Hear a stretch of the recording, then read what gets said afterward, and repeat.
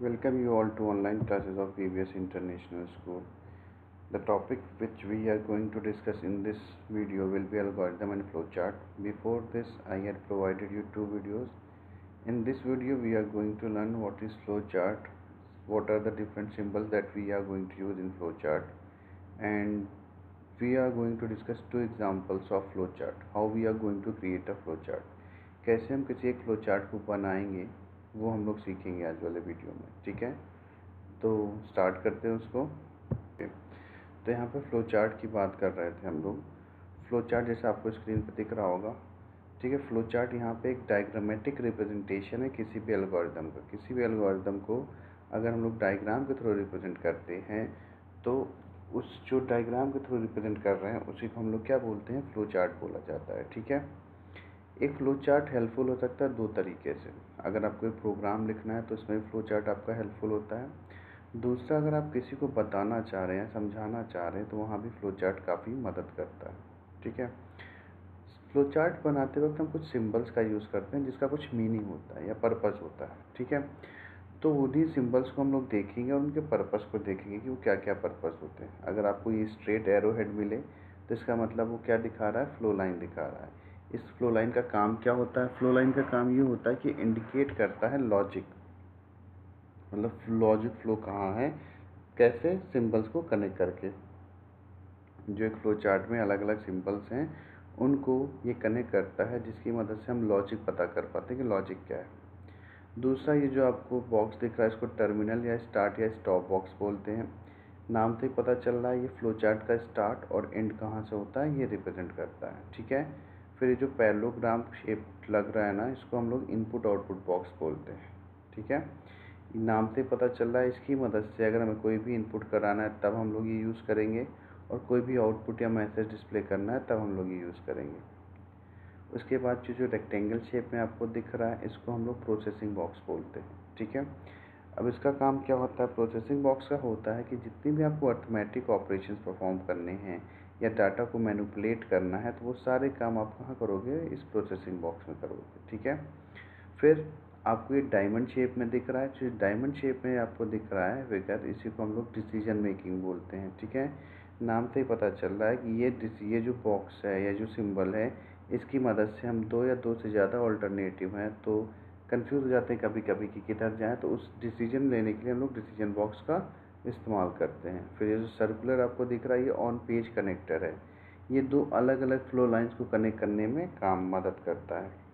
फिर ये जो आपको दिख रहा है इसको ऑफ पेज कनेक्टर बोलते हैं. इसकी मदद से फ्लो चार्ट का जो आपका पोर्शन है जो डिफरेंट पेज पे आपने लिखा है ना वो कनेक्ट करके दिखा सकते हो आप. फिर ये जो रेक्टेंगुलर बॉक्स दिख रहा है इसको प्री डिफाइंड प्रोसेस या फंक्शन बोलते हैं. ये क्या करता है, ये ग्रुप ऑफ स्टेटमेंट रिप्रेजेंट करता है जो एक से ज़्यादा टास्क परफॉर्म कर रहा है. Represent a group of statement performing one processing task. जो एक प्रोसेसिंग टास्क, जो एक प्रोसेस वाला टास्क परफॉर्म कर रहे हैं वो ये दिखाते हैं. ठीक है, हालांकि जो लास्ट के तीन आपने पढ़े ये आपकी बुक में नहीं होगा, ये थोड़ा कह लो आप हाइयर चीज़ें हैं. ठीक है, तो यहाँ पे फ्लो चार्ट की बात करेंगे. हम फ्लो चार्ट बनाना चाहते हैं तो जाहिर सी बात है हमने आपको बताया फ्लो चार्ट जब भी बनाना चाहोगे सबसे पहले आपको क्या लिखना पड़ेगा, स्टार्ट लिखना पड़ेगा. मान लो यहाँ पे ये फ्लो चार्ट किसके लिए बना रहे हैं कि दो नंबर्स को ऐड करना है और वो नंबर कौन इंटर कर रहा है, यूज़र इंटर कर रहा है ना, इंटर्ड बाय यूज़र. तो यूज़र इंटर करेगा दो नंबर को. जाहिर सी बात, मान लो आप कंप्यूटर हो, हम यूज़र हैं, तो हमने कहा आपसे कि आप दो नंबर्स को ऐड करो, राइट. तो आप कर लोगे, नहीं कर पाओगे. क्यों, क्योंकि पहले आप पूछोगे वो दो नंबर्स तो बताइए जिनको हमें ऐड करना है, राइट. तो इसी तरह स्टेटमेंट बनवाए, सबसे पहले स्टार्ट किया, शुरू किया. फिर आप क्या कर रहे हो, डिक्लेयर कर रहे हो वेरिएबल. जहाँ पे आप वैल्यू दोगे वो वैल्यू कहीं स्टोर भी तो होनी चाहिए, तो उसका अब कहाँ स्टोर हो रही पता नहीं चलेगा. तो इसके लिए हमने क्या कर दिया, उसका नाम दे दिया. num1 में पहले नंबर स्टोर हो जाएगा, num2 में दूसरा नंबर स्टोर हो जाएगा और ये तीसरा जो वेरिएबल है सम, यहाँ पे क्या कर रहे हैं हम लोग, जो भी इन दोनों की वैल्यू आएगी ऐड करने के बाद उसको हम लोग कहाँ सेव कर दे रहे हैं, सम में सेव कर दे रहे हैं. समझ में आया. फिर अब रीड कराएंगे, अब इनपुट कराएंगे, रीड नंबर 1 और नंबर 2. अब ये यूज़र होगा, यूज़र करना जो भी नंबर इनपुट करना चाहेगा. मान लो पहले उसने 12 इंटर किया तो n1 में कितना गया, 12. और फिर बाद में 24 इंटर किया तो n2 में कितना गया, 24 गया. अब इन दोनों को हम सम करना चाह रहे हैं, मतलब num1 को वैल्यू a मान ली और num2 की वैल्यू b मान ली. ए प्लस बी, अब इसकी वैल्यू कहाँ स्टोर करा दी, सम में। और हमें कोई चीज़ जब प्रिंट करनी हो तो उस केस में क्या करेंगे हम लोग, ये वाला बॉक्स यूज़ करेंगे। और इन दोनों का सम किसके अंदर स्टोर हो गया, सम के अंदर, यहीं पर डिस्प्ले करा देंगे सम। तो जो भी सम में आएगा वो वैल्यू यहाँ पे स्टोर हो जाएगी, प्रोसेसिंग बॉक्स में हो गया। फिर यहीं पे क्या कर जाओगे आप, स्टॉप कर जाओगे। समझ में आया? अच्छा, एक एल्गोरिथम और देख, फ्लो चार्ट और देख लेते हैं। यहाँ पे क्या है, 3 डिफरेंट नंबर्स हैं जो यूज़र इंटर कर रहा है, और फिर हमें पता करना है कि सबसे बड़ा कौन सा है। ठीक है, तो अगेन सबसे पहले स्टार्ट किया, फिर 3 वेरिएबल चाहिए तो उनको डिक्लेयर करना पड़ेगा, वो वैल्यू कहीं स्टोर करनी पड़ेगी। तो वहीं पर हमने क्या किया, वेरिएबल कराया ABC। ठीक, अब ABC, यहाँ पे जो रीड का मतलब क्या होता है, जो भी आप इनपुट दोगे, मान लो आपने 10, 12, 15 दिया, ए में गया 10, बी में 12 और सी में 15।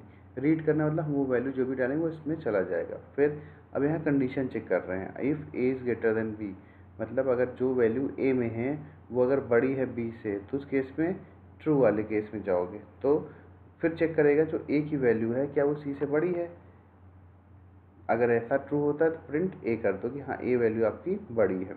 जाहिर सी बात है, अगर ए बी से बड़ा होगा और ए सी से बड़ा होगा तो सबसे बड़ा कौन सा होगा, ए।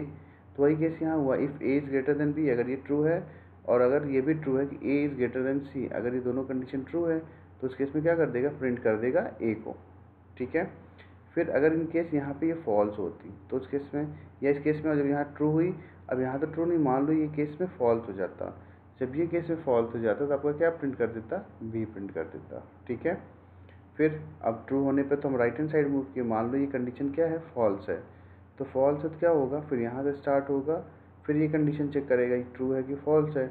अगर ट्रू है तो क्या कर देगा, प्रिंट कर देगा सी। जाहिर सी बात है, अगर ए बी से बड़ा है और बी सी से बड़ा है, अगर ए बी से बड़ा है और बी सी से बड़ा है, इसका मतलब सबसे बड़ा क्या हो गया, सी को प्रिंट कर देगा। ठीक, अगर ये कंडीशन फॉल्स हो जा रही तो बी को प्रिंट कर देगा।